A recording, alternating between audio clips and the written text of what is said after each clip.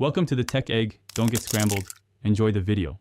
You begin by adding the lightweight Microsoft data, Sqlite package and referencing using Microsoft data, Sqlite. Once done, create a connection string that points to a DB file and open it immediately inside a using block. This guarantees cleanup. Make sure to place the file where your app can write. Next, prepare a simple SQL command to run. You'll execute that command in the next step to create your first table and verify the connection is working.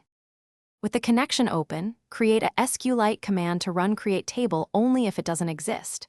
Then prepare an insert statement with parameters and bind values using command. Parameters. Add with value. This prevents SQL injection and type errors. You can speed many inserts by starting a transaction, executing commands, then committing once. This reduces disk I/O. Once commands succeed, commit and close the command. Make sure to catch exceptions around command execution. To retrieve data, run a select with execute reader, then loop with while reader. Read, and use typed getters like getString, getInt32 to map columns. Once done, dispose of reader, command, and connection, using blocks or await using handle this automatically. If you need async, use execute reader async and open async.